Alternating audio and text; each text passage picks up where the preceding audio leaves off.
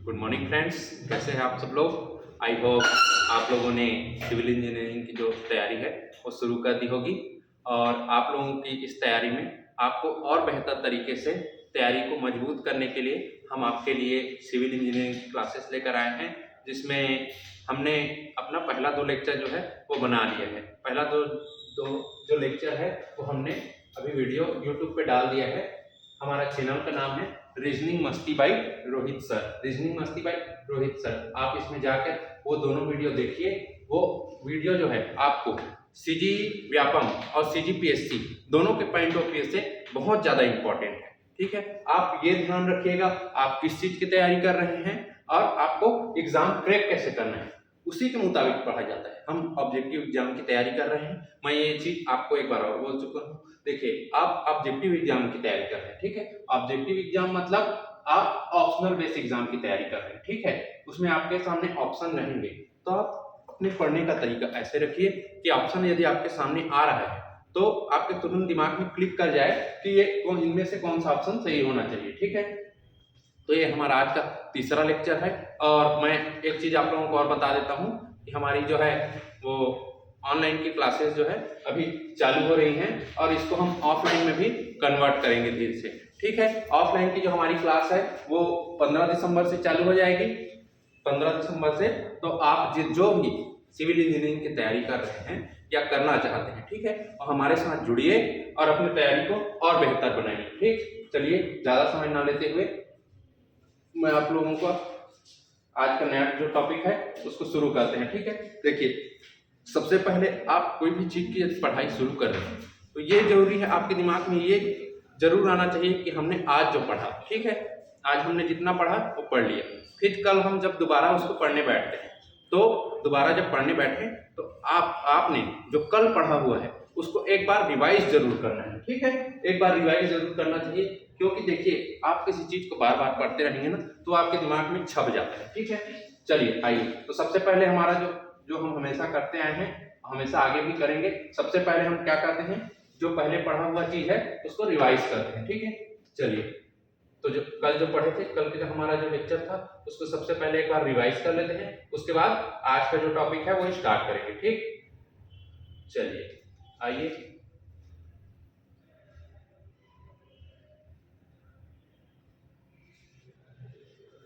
देखिए हम पढ़ क्या रहे हैं अभी। सीमेंट बिल्डिंग मटेरियल को हमने सबसे पहले चालू किया था, उसमें हमने हमारा सबसे पहला टॉपिक था सीमेंट। सीमेंट को सीमेंट के बारे में मैंने आपको बताया था, सीमेंट होता क्या है, ठीक है, ये बनता कैसे है। और अब हम उसके बारे में क्या पढ़े थे, सीमेंट में यदि पानी मिला देते हैं, एक था हमारे छत्तीसगढ़ी में गोठ है कि यदि सीमेंट और पानी मिलावे तो का हो जमी, बस उसी को आपको टेक्निकल वर्ड में समझना है, ठीक है, कि वो सेट किसके चलते होता है। मतलब सीमेंट में आप पानी मिलाते हैं तो देखना सीमेंट क्या है, सेट हो जाता है, जमने लगता है। तो सेट किसके चलते होता है। आप एज इंजीनियर हैं, आपको ये चीज पता रहना चाहिए। सिविल इंजीनियर हैं तो और पता रहना चाहिए कि उसमें यदि स्ट्रेंथ आ रहा है वो किसके चलते आ रहा है, और सीमेंट यदि सेट हो रहा है तो किसके चलते सेट हो रहा है, ठीक है। क्योंकि आपके पास सिर्फ एक ही स्टैंडर्ड सीमेंट रहेगा जिसको हम लोग बोलते हैं ओपीसी, ऑर्डिनरी पोर्टलैंड सीमेंट। उसी का यूज करके आपको अलग अलग सीमेंट बनाना होता है, ठीक है। तो सबसे पहले देखिए ये सीमेंट है, इसमें हमने क्या मिलाया, पानी मिलाया, ठीक। सीमेंट में पानी मिलाया तो क्या हुआ, एक कॉम्प्लेक्स केमिकल कंपाउंड फॉर्म होता है, ठीक है, जिसको हम क्या बोलते हैं, बॉक्स कंपाउंड। और ये कितने तरीके के होते हैं, 4 तरीके के, ठीक। कौन कौन से होते हैं, आइए उसको देख लेते हैं। ये हमने पढ़ लिया था ट्राइकैल्शियम एल्यूमिनेट। ट्राइकैल्शियम एल्यूमिनेट मतलब क्या होता है, जो मैं अभी आपको क्या बोला, काकर चलते जमते, ठीक। मतलब सीमेंट जो है सेट किसके चलते हो रहा है, सीमेंट जो है ये हीट ऑफ हाइड्रेशन इसका जो 24 घंटा होता है यही जो है सेट होने का कारण है, ठीक।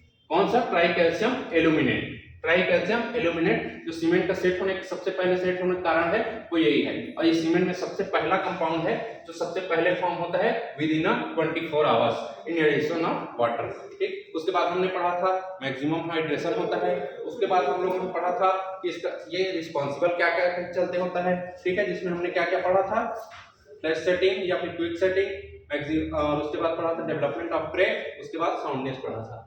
दूसरा पढ़ा था टेट्रा कैल्शियम एल्यूमिनो फेरेट, ये चीज आपको याद रखना है, ये पॉइंट याद रखना है आपको। एल्यूमिनियम फेरेट, ठीक, एल्यूमिनियम फेरेट क्या होता है, जो सबसे फालतू चीज है वो होता है एल्यूमिनियम फेरेट। फालतू चीज क्यों? क्योंकि ये कोई भी सीमेंटिंग प्रॉपर्टी प्रोवाइड नहीं करता है, बस ये सेट होने में मदद करता है, ठीक है। उसके बाद हम लोग पढ़े थे try calcium silicate, S for silicate, S for strength, ठीक है। दो पढ़े थे हमने, सिलिकेट पढ़ा था, ट्राई कैल्शियम, और इसमें था डाई कैल्शियम। तो इस जहां पे भी आपको सिलिकेट दिखे, S for silicate, S for strength, ठीक है, पर्पस अलग अलग है। देखिए इसमें मैंने ये आपको पॉइंट आउट कराया था कि अर्ली स्टेज में जो होगा वो ट्राई कैल्शियम सिलिकेट होगा, और लेटर स्टेज में जो होगा वो डाई लग जाएगा, ठीक है। यदि बाद में हो रहा है तो दो लगाना है आपको सामने में, यदि पहले हो रहा है मतलब development of strength in early stage हो रहा है तो ट्राई कैल्शियम सिलिकेट लगाना है, ठीक है। इसका hydration within a week होता है, ठीक है। बेस्ट सीमेंटिंग प्रॉपर्टी जो प्रोवाइड करता है वो ट्राई कैल्शियम सिलिकेट प्रोवाइड करता है। Resistance against freezing and thawing इसका बहुत अच्छा होता है, ठीक है। और किसमें कमजोर होता है? केमिकल अटैक में। अब इसका यूज कहाँ पे करेंगे? यूज कहाँ पे करेंगे? जहाँ पे हमको स्ट्रेंथ जल्दी चाहिए। तो कहाँ आप अपने आसपास में ऐसा कोई सा भी कंस्ट्रक्शन देखे ही होंगे जहां पर स्ट्रेंथ अपने को जल्दी चाहिए रहता है। सबसे ज्यादा देखा होगा जो आपने वो ये होगा पेमेंट कंस्ट्रक्शन, ठीक, पेमेंट कंस्ट्रक्शन। रोड बनते हुए आपने देखा ही होगा जी, हाँ, रोड बनते हुए आप लोगों ने मैक्सिमम क्या सभी लोगों ने देखा होगा। रोड बना हुआ नहीं देखेगा काजी, हाँ, ये पेमेंट कंस्ट्रक्शन हो गया। उसके बाद प्री फैब्रिकेटेड कंस्ट्रक्शन, उसके बाद क्या हो गया? कोल्ड वेदर कंक्रीटिंग के लिए यूज किया जाता है, फिर इमरजेंसी रिपेयर वर्क के लिए, ठीक। फिर डाई कैल्शियम सिलिकेट के बारे में पढ़े थे। सबका याद रखिए, सबका अल्टरनेट नाम मैं लिखा हुआ हूँ, ठीक है। ये लेक्चर मैं आपको पढ़ा चुका था पहले, आप रिवाइज कर रहे हैं। सबका अल्टरनेट नाम आपको जरूर याद रखना है, ठीक। Development of strength in later stage, यदि बाद में स्ट्रेंथ चाहिए तो बाद में स्ट्रेंथ अपने कहाँ चाहिए? अब देखिए अपने आसपास इसको भी देखे होंगे, आप घूमने भी गए होंगे, डैम, ठीक है, और दूसरा ब्रिजेस। उसके बाद हम लोगों ने पढ़ा था कुछ इंपॉर्टेंट फैक्ट्स पढ़े थे, इसको आप लोगों को याद करना है, ठीक है। इसका कोई तरीका नहीं है, इसको भी याद ही करना है, ठीक। सीमेंट में उसके बाद पढ़ा था हमने सीमेंट में कितना मात्रा में पानी मिलाना चाहिए सीमेंट पेस्ट फॉर्म करने के लिए, ठीक। और कौन कौन से स्ट्रेंथ डेवलपमेंट के लिए C3S पढ़े हैं, ये भी पढ़े हैं, अर्ली स्टेज या लेटर स्टेज। तो ये दोनों में कितना कितना मात्रा में पानी चाहिए रहता है, ठीक है। यदि आपने मान लिया जाए सीमेंट बनाया, आपका प्रोपोर्शन इसका बढ़ा दिया, आप डेम कंस्ट्रक्ट कर रहे हैं, ठीक है, तो आपको क्या चाहिए? आपको C2S की मात्रा ज्यादा चाहिए, तो आपको कितना परसेंट रिक्वायर रहेगा? 21%, ठीक है। उस मुताबिक अपन पानी क्या है ऐड करते जाते हैं, ठीक। फिर हमने पढ़ा था manufacturing of cement. Manufacturing of cement का प्रोसेस क्या होता है? Mixing, burning, grinding. बर्निंग जो है इसमें ये पूछा गया है, बर्निंग कितने डिग्री सेल्सियस पे होता है? इसका या तो रेंज पूछ सकता है या फिर डायरेक्ट पूछ सकता है, 1300, 1400, 1500, जो भी है आपको ऑप्शन में, जो भी ऑप्शन में दिखे उसको लगाना है, ठीक। उसके बाद इसके कितने तरीके से मिक्सिंग मैन्युफैक्चरिंग ऑफ सीमेंट किया जा सकता है उसको पढ़ा था। दो तरीके होते हैं, ड्राई मेथड और वेट मेथड। ड्राई को क्या कहा जाता है? न्यू मेथड, और वेट को क्या कहा जाता है? Old method. उसके बाद पढ़े थे टेस्टिंग ऑफ सीमेंट, ठीक है। इसमें हमने दो टेस्ट पढ़ा था सीमेंट का, एक कौन सा होता है? फील्ड, और दूसरा लैब। फील्ड मतलब क्या समझते हैं आप? जहां पे काम कर रहे हैं, ठीक है, जहां पे काम कर रहे हैं, यदि वहीं आपको सीमेंट की क्वालिटी को चेक करना है तो वहां पे आप करेंगे वो फील्ड टेस्ट कहलाएगा, और यदि आप सीमेंट का एक सैंपल लेके जाते हैं लैब में टेस्ट करते हैं तो लैब टेस्ट कहलाता है, ठीक है। फिजिकल मेथड क्या होता है? फील्ड टेस्ट का पहला मेथड होता है, दूसरा क्या होता है? कलर, और तीसरा स्ट्रेंथ पढ़े थे। उसके बाद लैब में पढ़े थे हम लोग फाइननेस, और फाइननेस तक हमारा कंप्लीट हो गया था। आज कंसिस्टेंसी पढ़ेंगे, सेटिंग टाइम पढ़ेंगे, साउंडनेस पढ़ेंगे, और स्ट्रेंथ टेस्ट पढ़ेंगे। ये जो इतना टॉपिक है हम लोग आज कवर करेंगे, ठीक है। तो हमारे साथ बने रहिए और देखिए पॉइंट टू पॉइंट पढ़ते चलिए, ठीक है, जो आपको याद करने में आसानी हो, ठीक, लिखने में सहज हो, उसको आप विशेष ध्यान दीजिए। जैसे कि देखिए स्ट्रेंथ टेस्ट में हमने क्या पढ़ा था? स्ट्रेंथ टेस्ट में हमने पढ़ा था कि इसमें जो है एक पहले ब्लॉक बनाया जाता है, ठीक है। ब्लॉक का साइज क्या होता है? 25-25 क्रॉस 200 mm, ठीक है, 25-25 क्रॉस 200 mm। इसको याद कैसे करा था? 25-25-20, एक जीरो और, ठीक है, एक जीरो और ऐड कर दिए। फिर ये जो ब्लॉक है, ठीक, उसको एक दिन के लिए क्यूरिंग, 7 दिन के लिए क्यूरिंग पीरियड पे रख दिया जाता है। 7 दिन बाद इसको वापस से लाया जाता है ब्लॉक को, और दो सपोर्ट के बीच रखा जाता है, ठीक। कैसे रखा जाता है? दो सपोर्ट के बीच ऐसे रखा जाता है। सपोर्ट के बीच का डिस्टेंस कितना बताया था 150 mm, इसका साइड कितना है 200 mm। वन सपोर्ट के बीच का जो डिस्टेंस है वो कितना होता है 150 mm। याद रखिए जो चीज मैं बार बार बोल रहा हूँ वो पूछा गया है ना, तो उसको आपको विशेष ध्यान देना है। उसके बाद हम लोग क्या करते हैं, इस पे लोड लगाते हैं। लोड का कितना लोड लगाते हैं 340 न्यूटन, ठीक है 340 न्यूटन का लोड लगाते हैं। तो उसमें क्या होता है, कोई भी प्रकार का फेलियर जो है दिखाई नहीं देना चाहिए। Failure in the sense crack दिखाई नहीं देना चाहिए, ठीक है, या फिर सिंकेज दिखाई नहीं देना चाहिए, ठीक, उसमें किसी भी प्रकार का क्रैक नहीं आना चाहिए, ठीक। यदि नहीं आता है तो स्ट्रेंथ उसकी अच्छी मानी जाती है। उसके बाद हमने पढ़ा था लैब टेस्ट। लैब टेस्ट में सबसे पहले जो टेस्ट है वो हम लोगों ने पढ़ा था फाइनेस टेस्ट। फाइनेस टेस्ट में क्या होता है, फाइनेस टेस्ट करते क्यों है, ठीक है, सबसे पहले याद रखिए करते क्यों है टेस्ट को करते क्या है और इसका फायदा क्या है, ये दोनों आपको पता रहना चाहिए। यदि आप कोई सा भी टेस्ट परफॉर्म कर रहे हैं तो उसके बारे में आपको ये पता रहना चाहिए कि उसको हम लोग कर क्यों रहे हैं, उसका यूज क्या है। करने का कोई मतलब थोड़ी है, यदि कोई यूज का नहीं है तो उसको क्यों करेंगे, ठीक।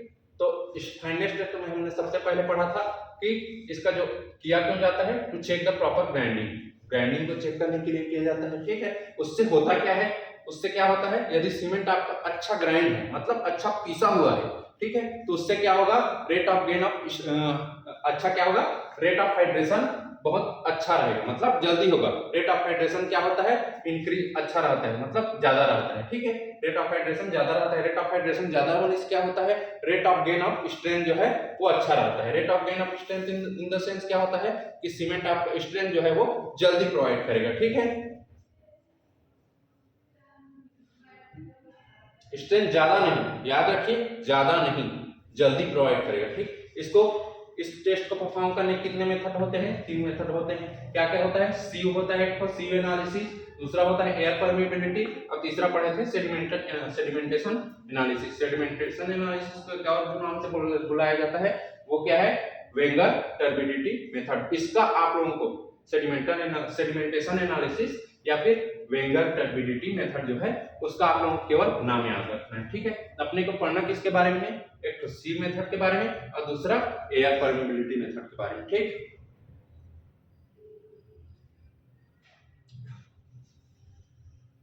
ठीक है, देखिए सीव एनालिसिस के बारे में हम लोग पढ़े थे। इसमें क्या किया जाता है, सीव एनालिसिस में सबसे पहले सीमेंट का जो सैंपल लिया जाता है कितना रहता है, 100 ग्राम ऑफ सीमेंट सैंपल लिया जाता है, ठीक है। उसमें फिर आईएससीयू नंबर 9 पे रख के उसका सीविंग किया जाता है, मतलब उसको एक छन्नी है जी, क्या है सीव क्या होता है, छन्नी होता है अलग अलग साइज का, जैसे आप लोग चाय छन्नी यूज करते हैं ना, बस वैसे ही रहता है। उसमें क्या है अलग अलग साइज, क्या है अलग अलग, ऊपर में बड़ा साइज, फिर उससे छोटा साइज, फिर उससे छोटा साइज, ऐसे सेट रहता है, ठीक है।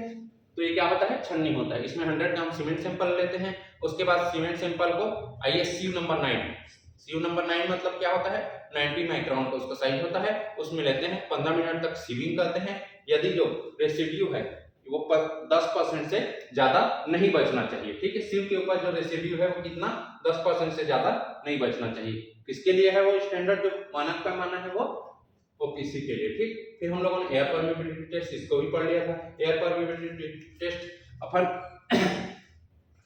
किस लिए करते हैं, सबसे पहले वो पता रहना चाहिए, fineness of, to find the fineness of cement, ठीक है। उसके बाद इसमें क्या किया जाता है, जैसे कि देखिए नाम से ही पता है एयर, ठीक है। अब परमिबिलिटी मतलब क्या होता है, परमिबिलिटी मतलब होता है कि कोई भी किसी भी पार्टिकल्स या किसी भी पार्टिकल्स या किसी भी जैसे कि बोल लीजिए सॉइल का हो गया, या आप लोग जिसका भी छन्नी का, जिसका भी आप लोग चाहें उसका एग्जांपल ले सकते हैं, जो अपने में से एयर को या फिर फ्लूइड को पास होने देता है, ठीक है। जितनी आसानी से पास होने देता है उसकी परमिबिलिटी अच्छी कहलाती है, ठीक।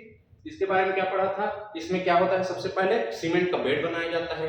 सीमेंट का बेड बना के फिर उसमें क्या किया जाता है, हवा को पास कराया जाता है, ठीक है।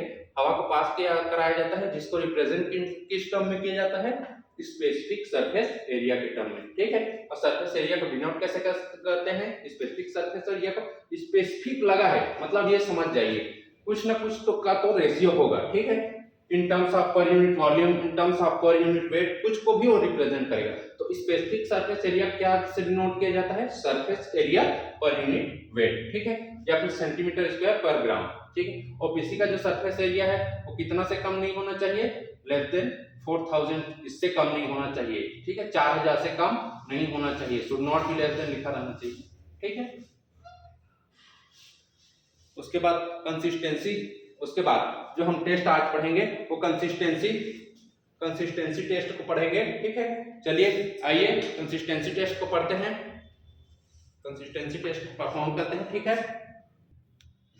चलिए आज हम क्या पढ़ेंगे, आज पढ़ेंगे हम कंसिस्टेंसी ऑफ सीमेंट। सबसे पहले आपको पता होना चाहिए कंसिस्टेंसी टेस्ट जो कर रहे हैं वो अपन करते क्यों हैं, ठीक है। कंसिस्टेंसी टेस्ट अपन क्यों करते हैं, टू फाइंड, मतलब सीमेंट में कितनी मात्रा में पानी मिलाना चाहिए ताकि जो अच्छा सीमेंट है वो फॉर्म हो सके, उसके लिए किया जाता है कंसिस्टेंसी टेस्ट, ठीक है। सीमेंट में कितनी मात्रा में पानी मिलाया जाए कि एक अच्छा सीमेंट पेस्ट बनाया जा सके, उसके लिए किया जाता है कंसिस्टेंसी टेस्ट। स्टैंडर्ड कंसिस्टेंसी या उसी को बोला जाता है नॉर्मल कंसिस्टेंसी। ये होता क्या है देखिए, ठीक है। सबसे पहले आप लोगों को मैं एक डायग्राम के माध्यम से इसको बताता हूं, ठीक है, उससे आप लोगों को इजीली समझ में आएगा, ठीक, इजीली समझ में आएगा। ये टेस्ट, ये जो डायग्राम, ये आप सबने अपने कॉलेज लाइफ में जरूर देखा होगा, ठीक है, प्रैक्टिकल भी किए होंगे इसका, ठीक है। ये हर, चाहे आप पॉलिटेक्निक कर रहे हैं या फिर आप बीई कर रहे हैं, ठीक है, ये जो है टेस्ट जरूर परफॉर्म कराया जाता है, ठीक है। ये किस लिए कराया जाता है, एक तो कंसिस्टेंसी चेक करने के लिए कराया जाता है, दूसरा सेटिंग टाइम चेक करने के लिए कराया जाता है, ठीक है। तो ये क्या होता है, ये एक विकेट एपरेटस होता है, ठीक, ये एक इंस्ट्रूमेंट होता है जी, उसमें सामने से ऐसे करके रखा रहता है, इसके ऊपर, इसके नीचे क्या होता है, एक मोल्ड रहता है, जिसमें क्या करते हैं हम लोग, ये जो मोल्ड है उसमें क्या करते हैं, सीमेंट पेस्ट भरते हैं, ठीक। तो सबसे पहले एक मोल्ड रखा रहता है, उसमें क्या अपन सीमेंट पेस्ट बनाते हैं, सीमेंट पेस्ट को इसमें मोल्ड में भरते हैं, ठीक है। मोल्ड में भरने के बाद, ठीक, उसका जो 10 mm, ठीक है,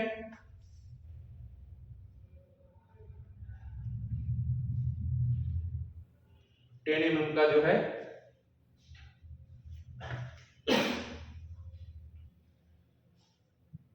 10 mm का जो प्लंजर है उसको यहाँ फिट करते हैं, ठीक है। 10 mm का जो प्लंजर है उसको यहाँ फिट किया जाता है, 10 mm के प्लंजर को यहाँ से यहाँ फिट करके, देखिए कहाँ फिट करते हैं, 10 mm का जो प्लंजर है उसको यहाँ ऐसे फिट करके यहाँ से ऐसे क्या किया जाता है, इसको टच कराया जाता है, ठीक है।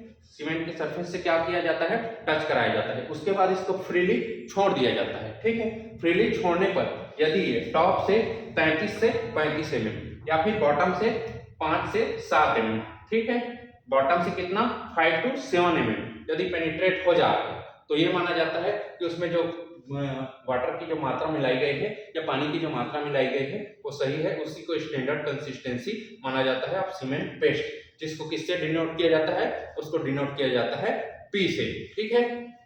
वाटर के अमाउंट को किससे डिनोट किया जाता है, स्टैंडर्ड कंसिस्टेंसी फॉर्म करने के लिए जो वाटर की जो मात्रा होती है उसको किससे डिनोट किया जाता है, रिप्रेजेंट किया जाता है P से, ठीक। तो देखिए इसमें आपसे क्वेश्चन क्या पूछेगा, ठीक है।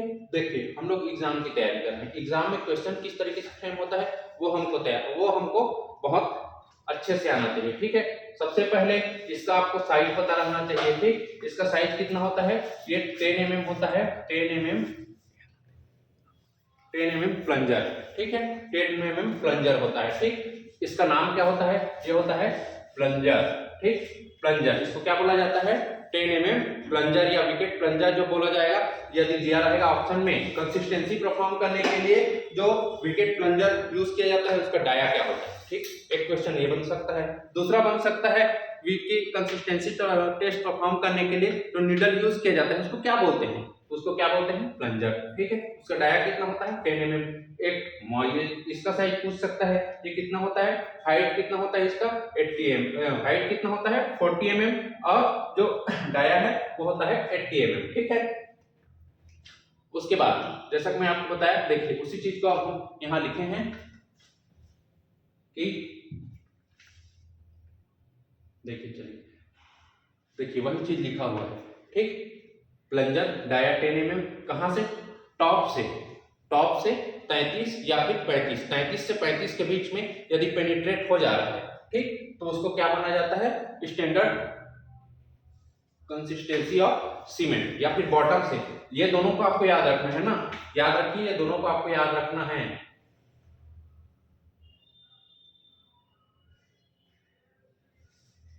ये दोनों को आपको विशेष ध्यान में रखना है, याद भी रखना है इसको, ठीक है, क्योंकि इससे क्वेश्चन आया हुआ है। ठीक, इसको ये टॉप से कितना रहता है 33 से 35 mm, बॉटम से कितना होता है 5 से 7 mm, ठीक है, 5 to 7 mm फ्रॉम बॉटम और 33 to 35 mm फ्रॉम टॉप, ठीक है। उसके बाद इसमें जो पानी की मात्रा मिलाई जाती है वो 24 से 30% के बीच रखी जाती है, ठीक है। सीमेंट पेस्ट बनाने के लिए देखिए उसमें पानी मिलाया जाता है, वो ये माना जाता है कि 24 से 30% के बीच यदि यूज करते हैं, मान लीजिए हमने 24% यूज किया, उसके बाद हमने क्या है नीडल को पेनिट्रेट कराया, ठीक है, प्लंजर को पेनिट्रेट कराया, मान लिया जाए वो 33 से 35 के बीच में नहीं आया टॉप से, ठीक है, तो हम क्या करेंगे उसको बढ़ाएंगे 35 mm करेंगे, ठीक है। 33 के बाद कितना, सॉरी 24 के बाद कितना 25% मिलाएंगे, 25% में नहीं आया 26% मिलाएंगे, 26% में नहीं आया 27% में यदि 33 से 35 mm पेनिट्रेट हो जा रहा है टॉप से, तो उसको क्या किया जाता है, उसको standard consistency of cement paste माना जाता है, जिसको क्या से डिनोट किया जाता है, पी से, ठीक है।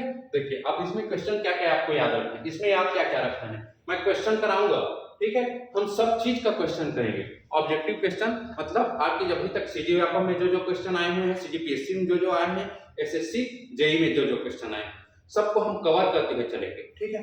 आपका एक भी क्वेश्चन या एक भी टॉपिक नहीं छूटेगा, बस आपको एक काम करना है कि आपको यहाँ जो भी पढ़ाया जा रहा है, ठीक है, आपको उसको रेगुलर बेसिस पे पढ़ना है और ऑब्जेक्टिव अपने से लगाना है। आप खुद देखेंगे, आप इतना पढ़ने के बाद आपसे जो ऑब्जेक्टिव है वो जरूर बनेगा, इसकी गारंटी मैं देता हूँ आपको, ठीक है। उसमें उसके बाद क्या किया जाता है, उसके बाद जो दूसरा टेस्ट है, चलिए ये आपको समझ में आया, स्टैंडर्ड कंसिस्टेंसी या कंसिस्टेंसी टेस्ट जो है, ठीक है, इसमें आप क्या क्या रखना है, कंसिस्टेंसी टेस्ट। कंसिस्टेंसी टेस्ट में सबसे पहले याद क्या रखना है, उसका जो ऑपरेटस होता है उसको क्या कहा जाता है, उसको कहा जाता है विकेट अपैरेटस, ठीक है। उसके बाद उसमें क्या करते हैं, ये जो प्लंजर होता है उसको याद रखना है, कौन सा प्लंजर यूज किया जाता है, प्लंजर यूज किया जाता है, सॉरी विकेट प्लंजर यूज किया जाता है, इसका नाम याद रखना है आपको विकेट प्लंजर का, ठीक है। उसका डाया याद रखना है और टॉप से और बॉटम से उसका नीचे से और ऊपर से डेप्थ याद रखना है, ठीक है, ठीक है। चलिए अब दूसरा टेस्ट जो है वो परफॉर्म करते हैं हम लोग। दूसरा टेस्ट क्या होता है, अच्छा एक चीज और, इसके टेम्परेचर को परफॉर्म करने के लिए, इस टेस्ट को परफॉर्म करने के लिए टेम्परेचर कितना होना चाहिए, टेम्परेचर जो होता है वो नॉर्मल रूम टेम्परेचर पर किया जाता है इसको, मतलब 27 ± 2 डिग्री सेल्सियस, मतलब 25 से 29 डिग्री के बीच में रखा जाता है। ह्यूमिडिटी कितनी परसेंट होनी चाहिए, 90%, ठीक है। अब इसी टेस्ट से मैं अभी आपको क्या बताया, इसी ऑपरेटर्स का यूज करके, ठीक, क्या फाइंड आउट किया जाता है, सेटिंग टाइम ऑफ सीमेंट, ठीक है, setting time of cement. Setting time होता क्या है, सेटिंग टाइम अपन चेक क्यों करते हैं, ठीक है। देखिए यदि आप कहीं से सीमेंट खरीदते हैं, मान लिया जाए आप अपना खुद का घर बना रहे हैं, आप कहीं गए दुकानदार के पास, आपको दुकानदार ने बोला कि आप मेरे यहाँ से सीमेंट खरीदिए और मैं आपको जो है 30 से 40% तक डिस्काउंट दूंगा, तो किसी के भी मन में आएगा कि 30 से 40% तक डिस्काउंट दे रहा है, तो क्यों ना इससे सीमेंट खरीद दिया जाए। अपने को आप खरीद रहे हैं अल्ट्राटेक सीमेंट, वो बोल रहा है मैं अल्ट्राटेक में ही 30 से 40% तक छोड़ दूंगा, ठीक है। तो आपको ये देखना है कि कहीं उसका सीमेंट पुराना स्टॉक का तो नहीं है, ठीक है। क्या है, सीमेंट का भी एक लिमिट रहता है, ठीक है, एक स्टैंडर्ड टाइम रहता है, यदि उसके बाद सीमेंट को यदि यूज किया जाए तो उसमें क्या होता है, स्ट्रेंथ कम आता है। स्ट्रेंथ कम आने से क्या होगा, आपकी जो स्ट्रक्चर की ड्यूरेबिलिटी क्या हो जाएगी, कम हो जाएगी। ड्यूरेबिलिटी कम होगी मतलब क्या है, आपने घर बनाया, ठीक है, आपने सस्ते मटेरियल को यूज करके घर बनाया, घर बना के इत्मीनान से सो रहे हैं, ठीक है, पता चला कुछ दिनों बाद आप सो रहे हैं, उठ रहे हैं हॉस्पिटल में, ठीक है, तो इसका ध्यान रखना है कि ऐसा नहीं करना है, ठीक है। सीमेंट की जो है जो सेटिंग टाइम है वो चेक इसीलिए किया जाता है कि सीमेंट स्टोरेज के चलते कहीं खराब तो नहीं हुए हैं, to check the deterioration due to storage, मतलब सीमेंट में स्टोरेज के चलते कोई घास तो नहीं हुआ है, सीमेंट खराब तो नहीं हुआ है, ठीक है। ये कितने तरीके के होते हैं सेटिंग टाइम मेनली 2 प्रकार के होते हैं, ठीक है। कौन कौन सा होता है, एक तो इनिशियल सेटिंग टाइम होता है, दूसरा होता है फाइनल सेटिंग टाइम, ठीक है। ये जो हम पढ़ रहे हैं वो इसी के लिए पढ़ रहे हैं ना, ऑर्डिनरी पोर्टलैंड सीमेंट, उसी को स्टैंडर्ड सीमेंट भी माना गया है, ठीक है।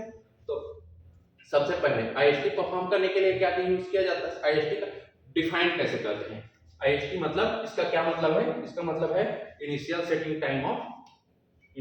Time of cement,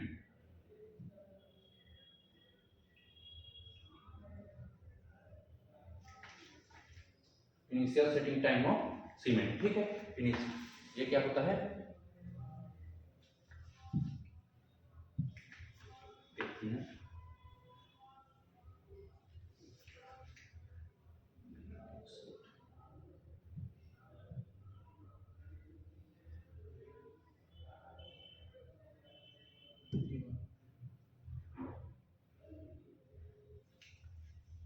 initial setting time of cement, ठीक है। Initial setting time of cement ये क्या होता है, IST जो लिखा हुआ है वो है इनिशियल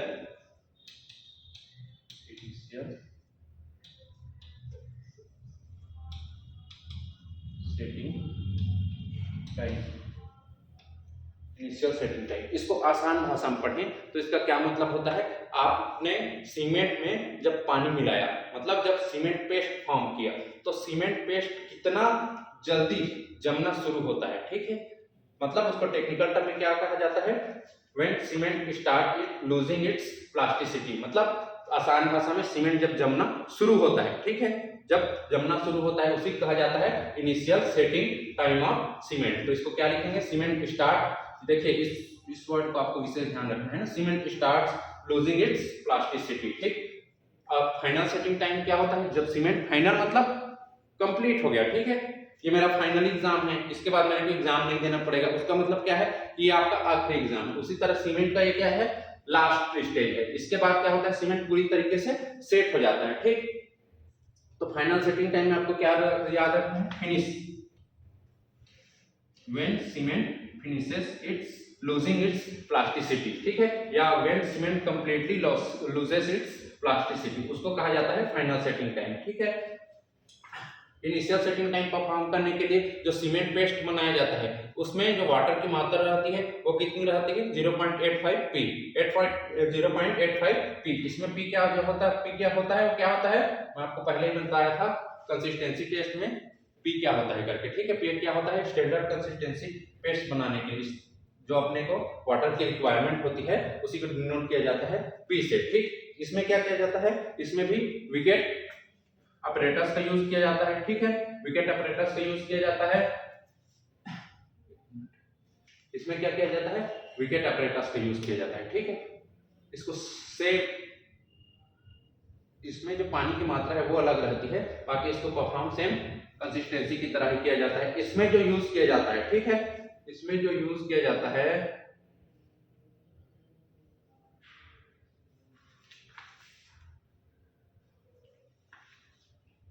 वो रहता है आपका इनिशियल लिखेंगे तो आप कैसे लिखेंगे, या कई लोग ऐसे लिख देते हैं इनिशियल, ठीक है। इनिशियल से आपको याद रखना है, हम लोग एक को भी ऐसे ही लिखते हैं, ठीक है, इनिशियल।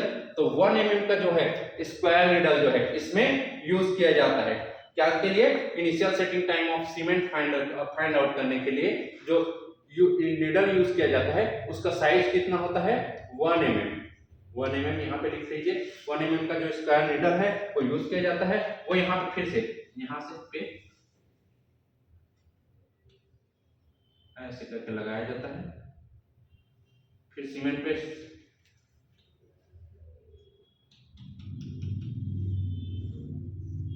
कुछ इस तरीके का होता है, इसको क्या किया जाता है, इसमें लगाया जाता है विकेट अपरेटस में, फिर उसके सरफेस से टच कराया जाता है, टच कराने के बाद फ्रीली उसको छोड़ दिया जाता है। तो ये भी टॉप से 33 से 35 mm और बॉटम से 5 to 7 mm यदि पेनिट्रेट कर जाता है, ठीक है, तो वो इनिशियल सेटिंग टाइम में उसी को इनिशियल सेटिंग टाइम माना जाता है। मतलब वह टाइम जिसमें ये 1 mm स्क्वायर नीडल को यदि सीमेंट पेस्ट के सरफेस पर टच करा के फ्रीली छोड़ा जाए तो सीमेंट तो क्या है, नीडल 33 से 35 mm टॉप से या बॉटम से 5 to 7 mm तक पेनिट्रेट कर जाए, वह टाइम कहलाता है आपका इनिशियल सेटिंग टाइम, ठीक है।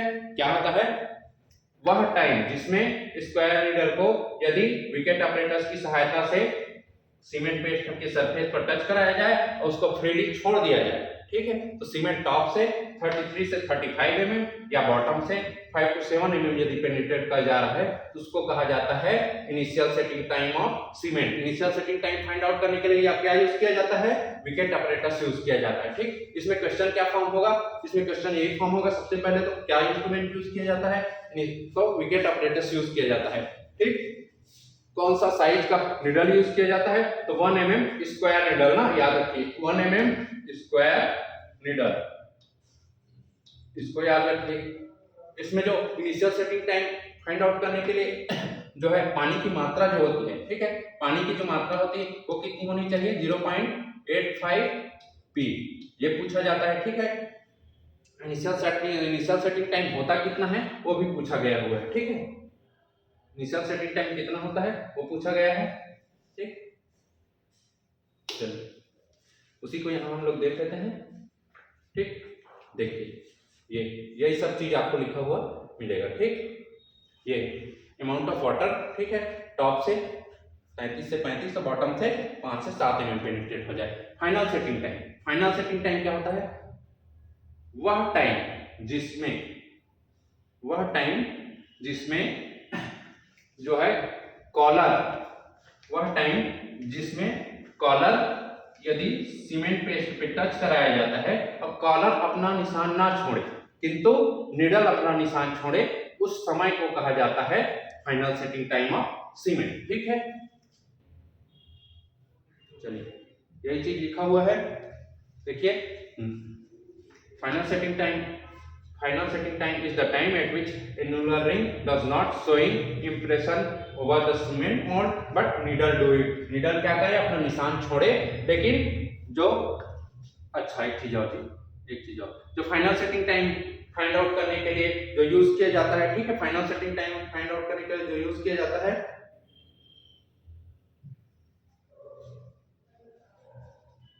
ठीक है, वो क्या यूज किया जाता है, वो रहता है आपका, वो रहता है 5 mm एनुलर रिंग। ठीक है, 5 mm एनुलर रिंग, वो कुछ इस तरीके से दिखता है। ठीक है, इसमें जो ये जो गैप रहता है वो एयर गैप दिया जाता है जो 0.5 mm का रहता है। इसके नीचे जो नीडल रहता है, ये जो नीडल है, ये जो नीडल है उसको, ये 0.5 mm इसकी हाइट रहती है। ठीक है, यही नीडल जो है वो अपना निशान छोड़ेगा। ठीक है, बाकी ये कॉलर जो है अपना निशान नहीं छोड़ेगा। इसको और क्या कहा जाता है, इसको कहा जाता है कॉलर, याद रखिए ना, ये नाम भी पूछा गया है, ये नाम भी पूछा गया हुआ है। ठीक है, आपको इसे विशेष ध्यान रखना है, कॉलर कहा जाता है या एनुलर रिंग कहा जाता है। ठीक, तो ये हो गया अपना initial setting time, final setting time of cement, ये दोनों टेस्ट पढ़ लिए, इससे जो जो क्वेश्चन बन सकता है उसको भी देख लिए। ठीक, अब ये पूछा गया है इनिशियल सेटिंग टाइम ओपीसी का होता कितना है। ठीक है, इनिशियल सेटिंग टाइम 30 मिनट होता है। अब फाइनल कितने समय में जम जाना चाहिए अपना सीमेंट जो है, वो है 10 घंटा। ठीक है, 10 आवर्स। उसके बाद हम लोग अगला जो टेस्ट पढ़ेंगे वो हमारा टेस्ट है साउंडनेस टेस्ट। ठीक है, साउंडनेस टेस्ट,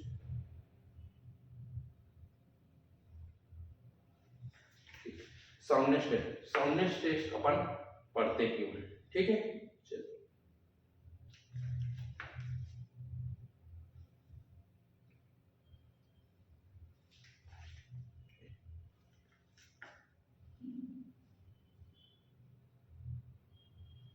सॉरी, एक मिनट।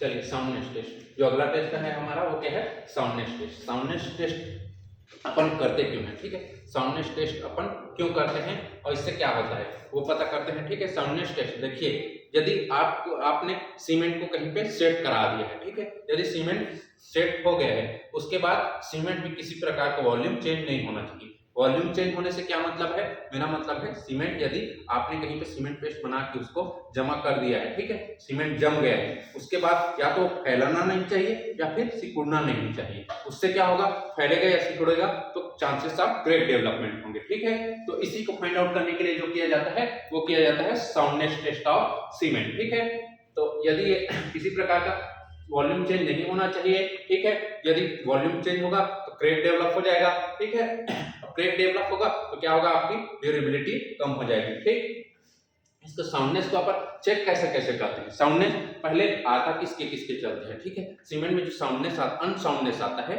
जो चेंज इन वॉल्यूम आता है, वो किसके किसके चलते आता है, ठीक है।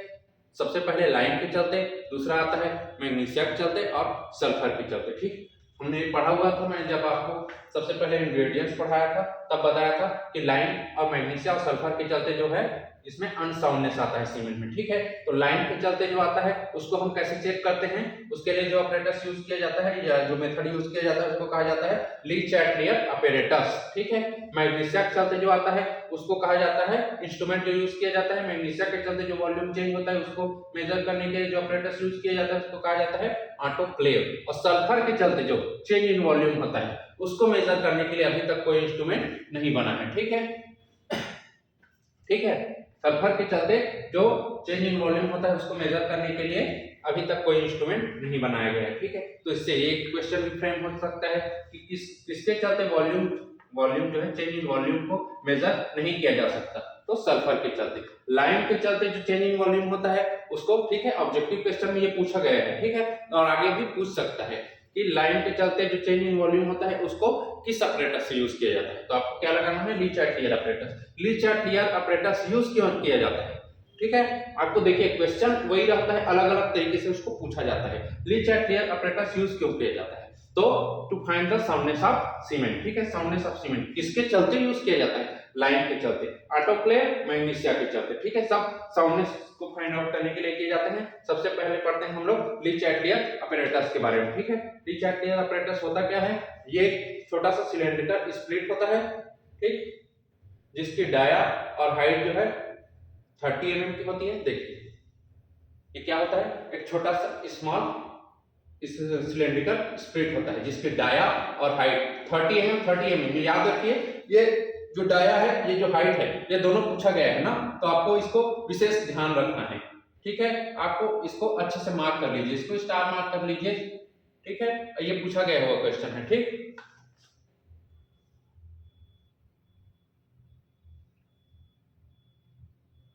पूछा गया हुआ क्वेश्चन है, इसको आपको विशेष ध्यान रखना है कि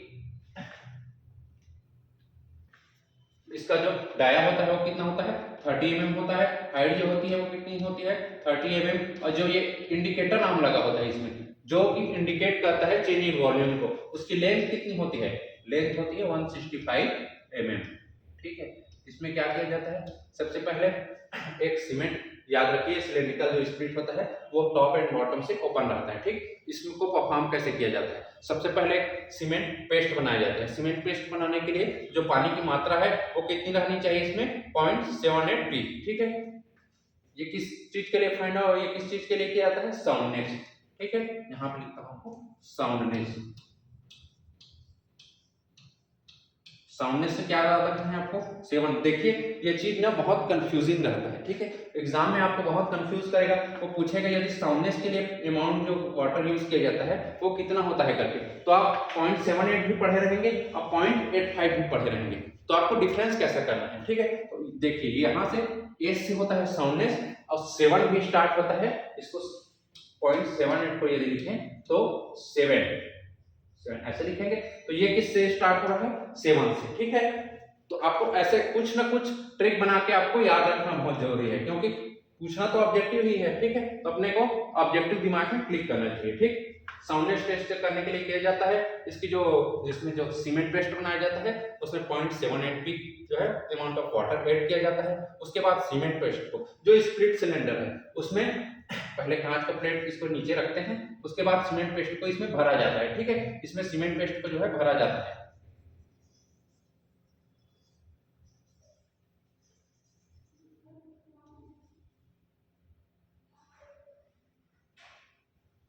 सीमेंट पेस्ट को क्या है इसमें भरा जाता है, मान लिया जाए हमारा सीमेंट पेस्ट है, इसको ऐसे करके इसमें भर दिया जाता है। ठीक, और इसको ऊपर से भी कांच के प्लेट से ढक दिया जाता है, टॉप एंड बॉटम दोनों को कांच के प्लेट से ढक दिया जाता है। उसके बाद इसको क्या करता है, 24 घंटे के लिए क्यूरिंग पीरियड के लिए पानी में रख दिया जाता है। उसके बाद पानी में रखने के बाद इसको निकाला जाता है। 24 घंटे बाद जो ये दोनों इंडिकेटर आर्म हैं, ये दोनों इंडिकेटर आर्म हैं, इनके बीच का डिस्टेंस मेजर किया जाता है, ठीक है, इनके बीच का डिस्टेंस मेजर किया जाता है। मान लिया जाए वो डिस्टेंस आया, ये दोनों के बीच का जो डिस्टेंस है पहले स्टेज में मेजर किए तो आया x, ठीक है। उसके बाद अगेन ये जो प्रोसीजर है उसको ये पूरा असेंबली को उठा के बॉइलिंग पॉइंट पे 25 से 30 मिनट तक रखा जाता है, ठीक है। बॉइलिंग पॉइंट में 25 से 30 मिनट तक रखा जाता है। उसके बाद ये जो इंडिकेटर आर्म है सेम वही किया जाता है, इंडिकेटर आर्म के बीच का फिर से डिफरेंस मेजर किया जाता है, मान लिया जाए वो आता है y। तो ये इन दोनों के जो बीच का डिफरेंस है, ठीक है, x माइनस वाई बोलिए या y माइनस एक्स बोलिए, ये कितना नहीं होना चाहिए, इन दोनों के बीच का डिफरेंस जो है वो एक मिनट,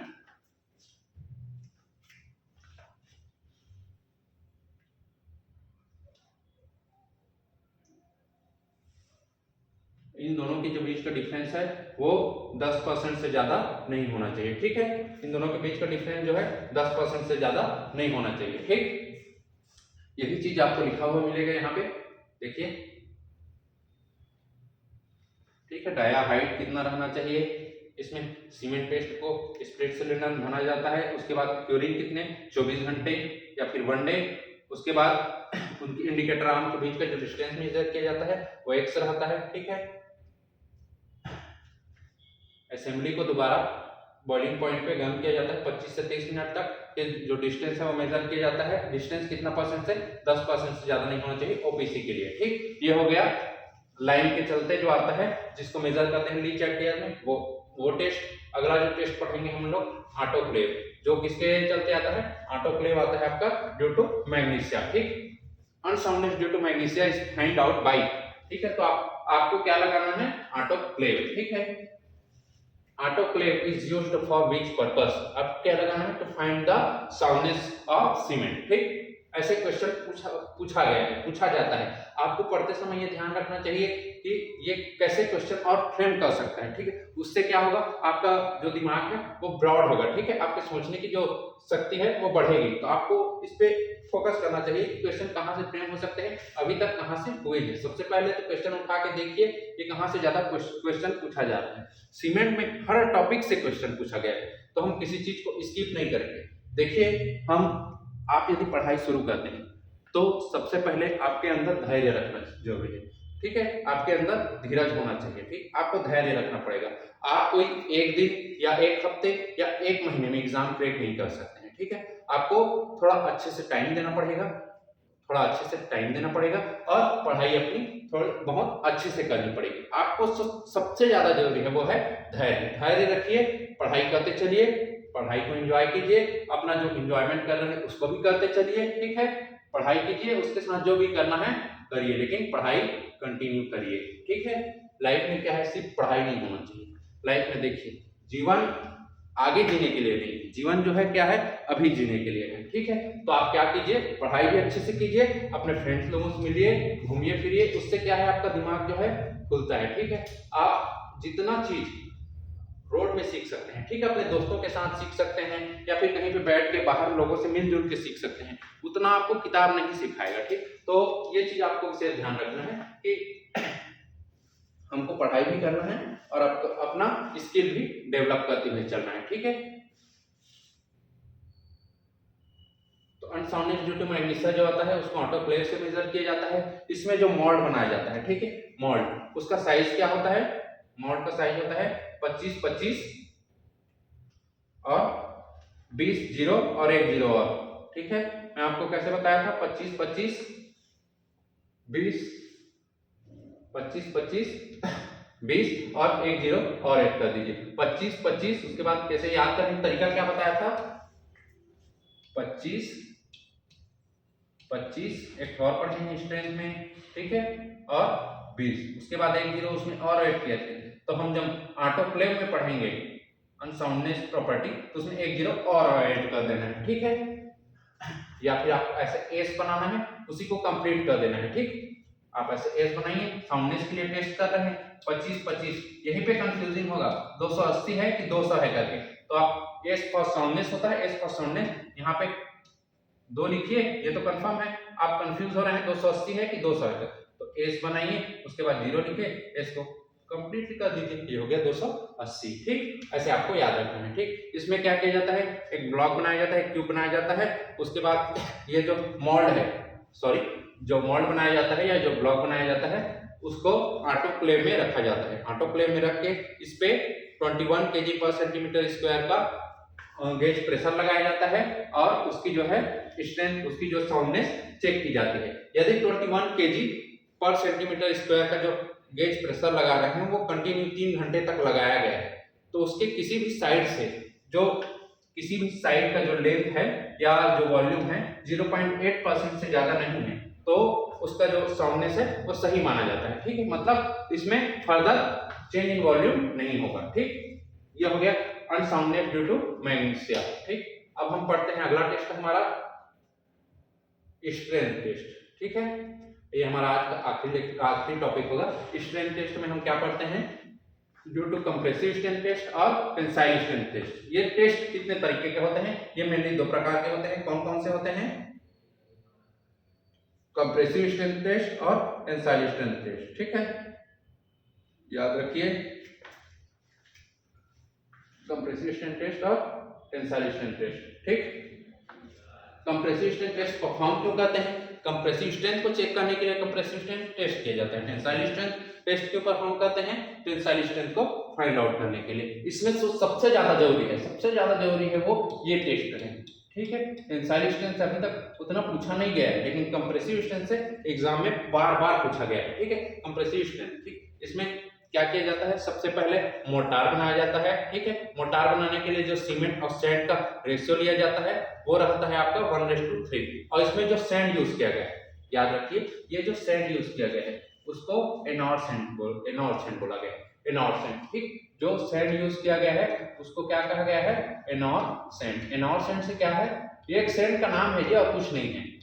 IS 650 ने इसका नामकरण किया है एनॉर सैंड, जो कहाँ मिलता है, जो मेनली तमिलनाडु में मिलता है, तमिलनाडु में पाया जाता है। ठीक है, तो IS 650 ने इसका नाम क्या रखा है, एनॉर सैंड, जो स्टैंडर्ड सैंड है। ठीक है, उसका रेशियो कितना होगा, 1:3 रेशियो में इसको मिलाया जाता है। उसमें जो पानी ऐड किया जाता है उसका परसेंटेज क्या होता है, P/4 + 3%। ठीक, इन सबको एक सीमेंट और पानी को मिला के एक मोल्ड तैयार किया जाता है, एक क्यूब बनाया जाता है, जिसका साइज, याद रखिए ना, ये क्वेश्चन पूछा हुआ है, ये क्वेश्चन पूछा हुआ है, ये क्वेश्चन पूछा हुआ है आपको।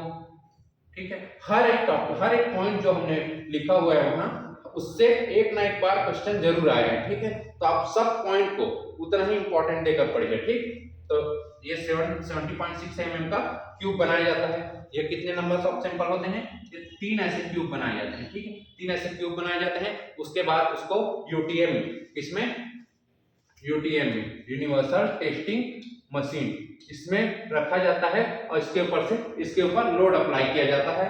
ठीक है, इसके ऊपर लोड अप्लाई किया जाता है, इसका कंप्रेसिव स्ट्रेंथ चेक किया जाता है। ठीक, वैसे ही टेंसाइल स्ट्रेंथ सीमेंट का कैसे फाइंड आउट किया जाता है, टेंसाइल स्ट्रेंथ फाइंड आउट करने का तरीका सेम यही रहता है, इसका जो प्रोसीजर रहता है वो, और इसमें जो मोर्टार जो रहता है उसको ब्रिकवेट में भरा जाता है। ठीक है, ब्रिकवेट में फिल किया जाता है, जिसका नंबर कितना रहता है, 12 नंबर ऑफ ब्रिकवेट होते हैं, 12 नंबर्स ऑफ ब्रिकवेट यूज किया जाता है। टेंसाइल स्ट्रेंथ का जो फॉर्मूला होता है वो कितना होता है, वो क्या होता है, failure load upon 6.45 centimetre square. ठीक है, ये इसको आपको याद रखना है।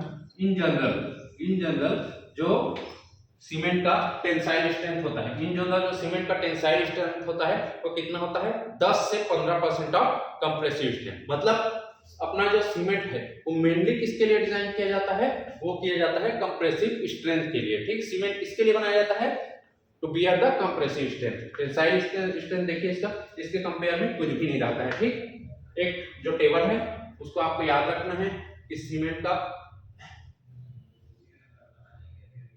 स्ट्रेंथ कितना रहता है। ठीक है, कितने डेज में स्ट्रेंथ गेन करता है और कितना उसका परसेंटेज रहता है। ठीक, तो कंप्रेसिव स्ट्रेंथ, ये टेबल आपको याद रखना चाहिए। ठीक है, ये OPC 33 ग्रेड के लिए बनाया गया है, OPC 33 ग्रेड के लिए बनाए हुए हैं।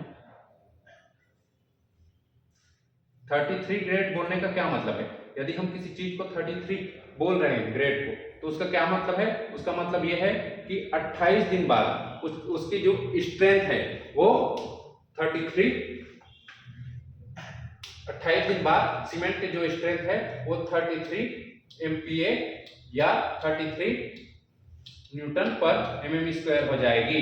ठीक है, 28 दिन को इसमें स्टैंडर्ड माना जाता है कि 28 दिन बाद जो सीमेंट है वो अपना जो है ओरिजिनल स्ट्रेंथ गेन कर लेगा। ठीक, तो 3 दिन में कितना होता है उसका, 7 दिन में कितना होता है, 22 दिन में कितना, 28 दिन में कितना होता है, 3 दिन में होता है 16 22 33, ऐसे याद रखना है आपको। ठीक है, 16 22 33। ठीक है, 3 दिन में 16 MPa होता है, 7 दिन में 22 और 28 दिन में 33। ठीक, टेंसाइल स्ट्रेंथ कितना होता है, 3 दिन में 2 होता है, उसके बाद 2.5 फिर 2.8। ठीक है, 2 2.5 2.8। उसके बाद rate of gain of strength, मतलब कितना परसेंट खुद के स्ट्रेंथ का कितना परसेंट ये गेन करता है।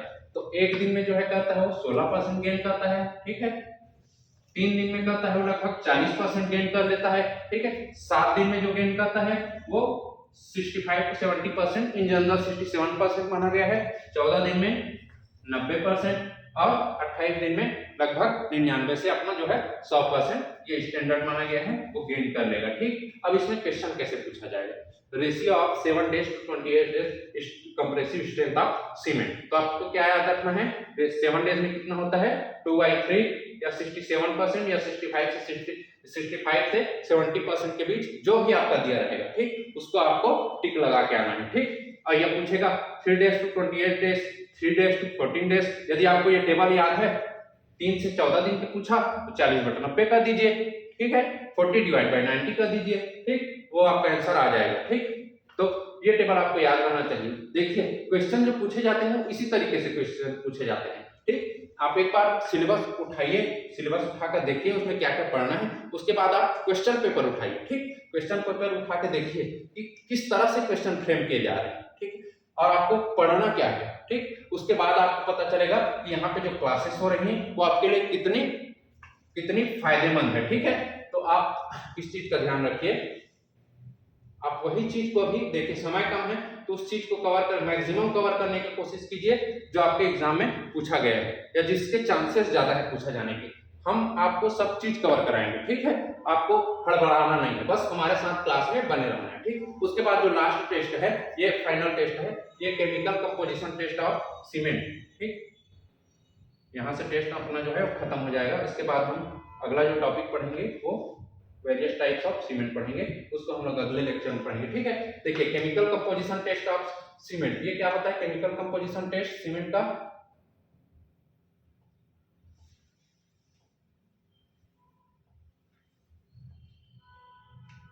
क्या हो गया,